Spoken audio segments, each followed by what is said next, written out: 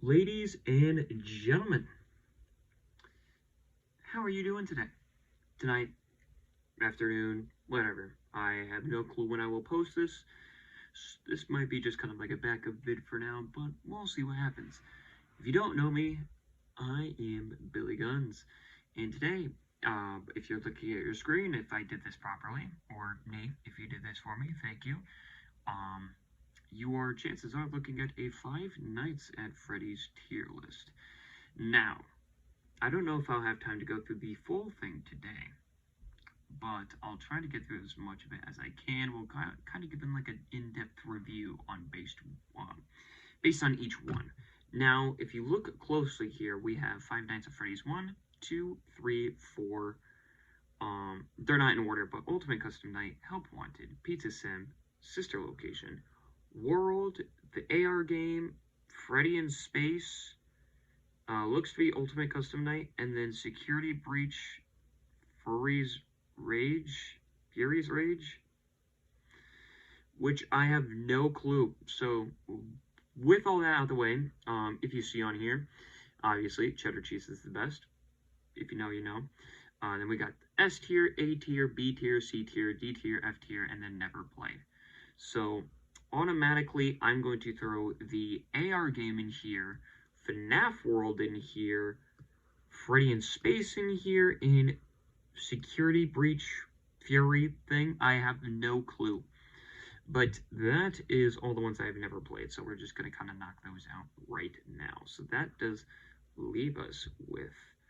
I'm going to put these in order because I want to. So we're going to just kind of quickly put these in order. Bam. And, yeah, I think that's in order. So, yeah, let's see here. So, first thing is first. We're looking at Five Nights at Freddy's 1. Now, I don't even need to explain why, but that's just going in the cheddar cheese tier.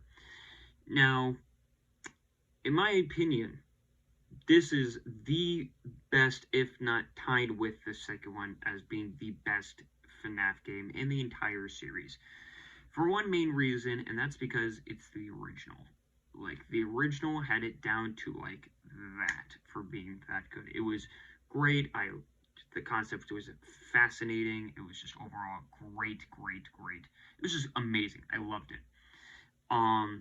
The characters were good. Little Easter eggs in there were good. A little bit of lore. The 20 mode was actually very difficult to beat. At one point, was known as straight up impossible for even Scott himself. He said that. And overall, it was just pretty good. I think. I think this was probably one of the better ones in the series, to be honest. But yeah, I think that's all I really gotta say. There isn't much to talk about for this one. It's just kind of like, it's there. It's amazing, and it belongs in cheddar cheese tier. Next up, we have Five Nights at Freddy's 2. Like I said, self-explanatory. Boom. Cheddar cheese tier. Five Nights at Freddy's 2 is, like I said, kind of tied with FNAF 1. It did everything FNAF 1 did, but gave more, actually. So what I mean by that is, like, they got rid of the doors. That was this whole, like, scary part. Like, you thought you were safe behind those doors? Not anymore. We don't have doors anymore. We don't have those. You get vents, and they come in your room now. So that was definitely a game changer. So you had that. And then you had the fact that you had to deal with, like, people like Foxy, where he has, like, a different mechanic. Then you had the puppet, which really changed the game, because you were forced to, you couldn't just, in Five Nights at Freddy's 1, you had to watch Foxy, but it was kind of like, if you wanted to just sit there for, like, the last 10 seconds or 20 seconds or so, you could and probably get away with it. With FNAF 2, you can't really do that, because it was just kind of like, if you do nothing, the puppet's going to come out the box and kill you. That's kind of how it works. But overall, very good. We learned that it was a prequel. I think it had some of the best lore bits in the game. It wasn't too difficult, but it wasn't too easy. It was like the perfect medium difficulty. 1020 mode was very satisfying to beat. And just overall was pretty cool. I liked it. There's a bug on my computer screen.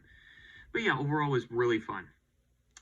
Next up is, unfortunately, Five Nights at Freddy's 3. Now, this, along with FNAF World, I feel like is kind of like the stepchildren in the series, where it's sort of like the, no one really likes this game. Like, I never really met a fan, or, yeah, a fan of the FNAF series that's kind of like, oh, Five Nights at Freddy's 3 is my favorite. That's like meeting someone that's saying, like, oh, Morbius is my favorite Marvel film in the series.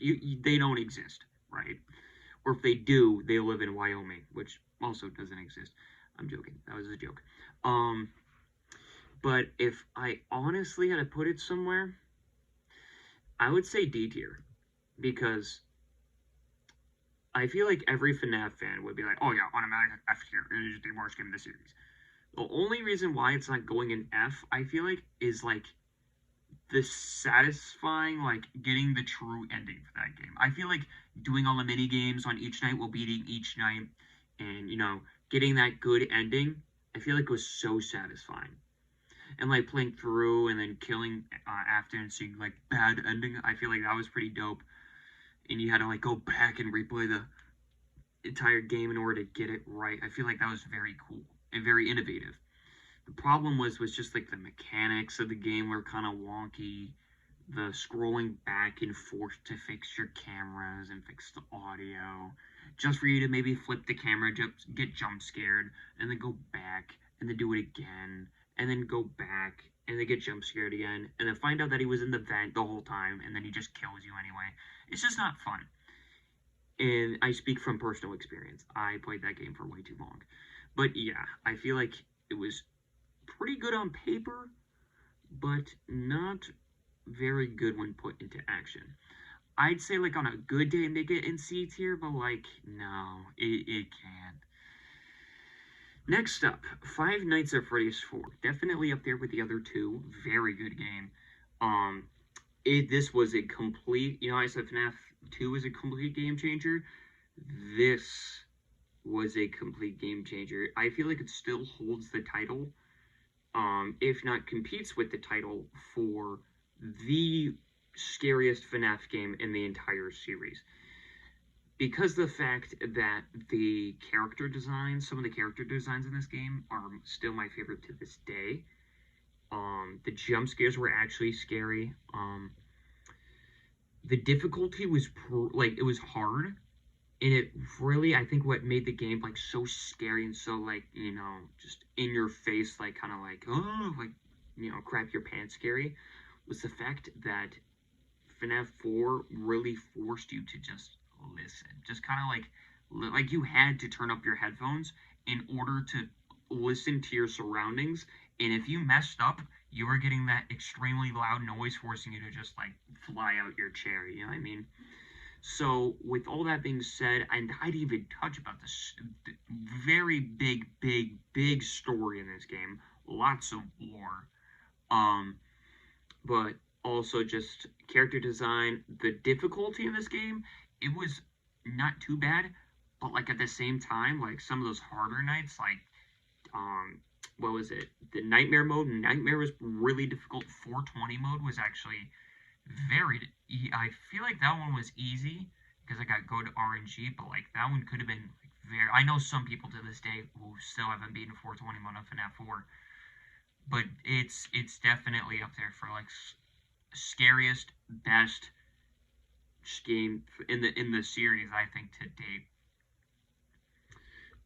I could go on and on about FNAF 4, but I feel like we should just probably continue, because at the end of the day, I feel like everyone kind of has the same opinion for FNAF 4, unless if you're trying to be like that person. But yeah, that's what I think.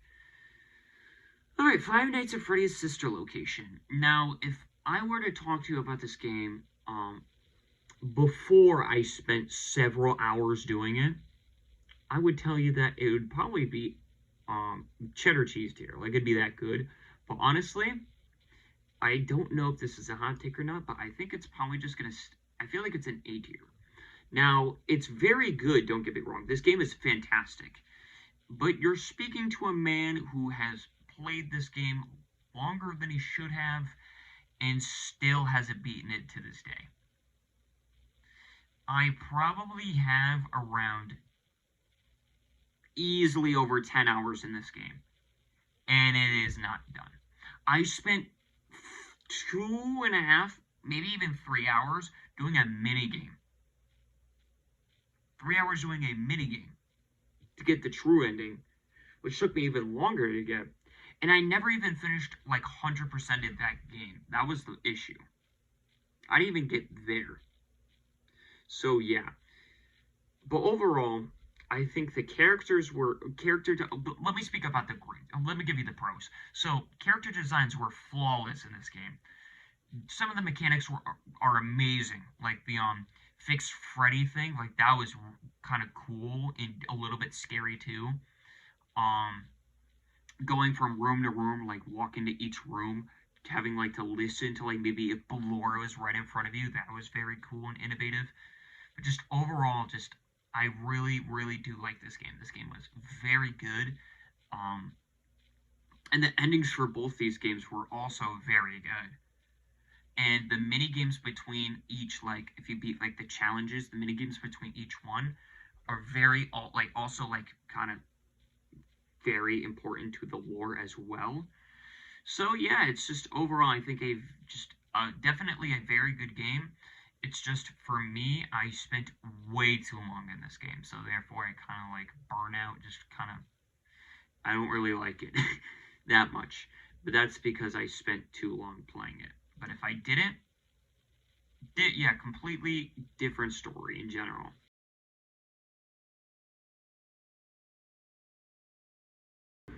Alright, ladies and gentlemen, welcome back. This is day 2. But yeah, let's see. We left off on Five Nights at Freddy's Pizza Simulator. Now, honestly, this game, not the best game, not the worst game, but I wouldn't call it mid. You know?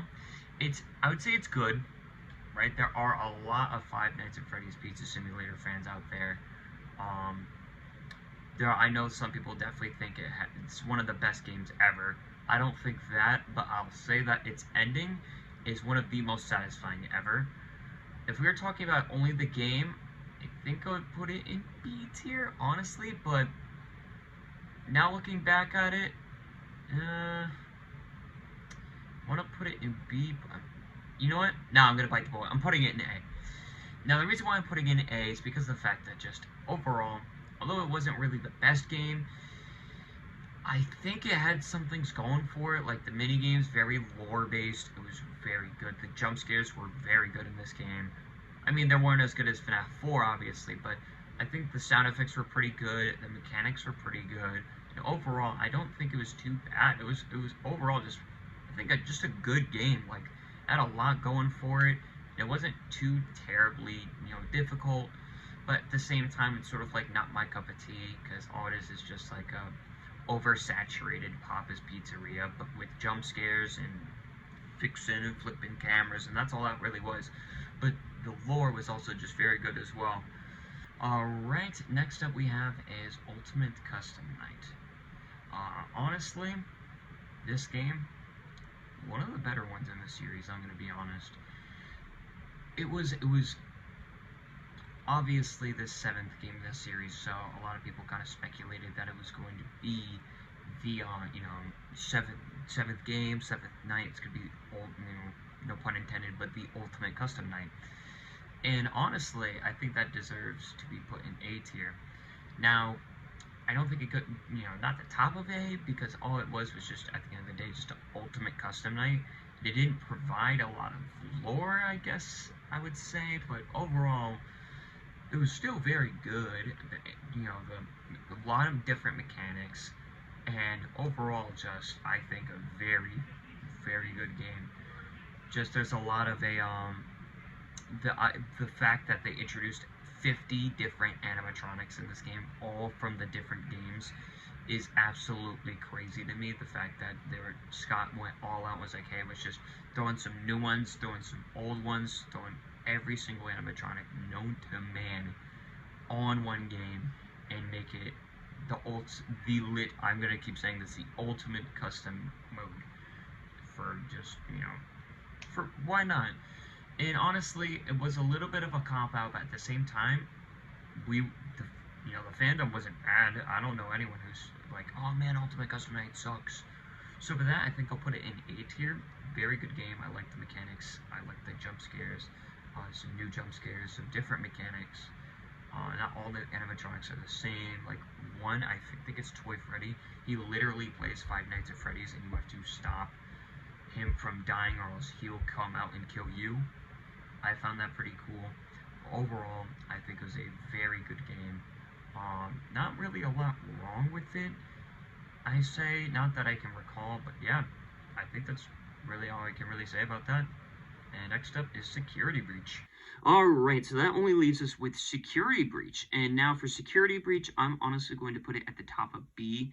And that's for one reason only, and that is because of the fact that overall, as a Five Nights at Freddy's game, it wasn't really that good. It didn't have the best lore bits in there, but I think overall it wasn't too terrible of a game.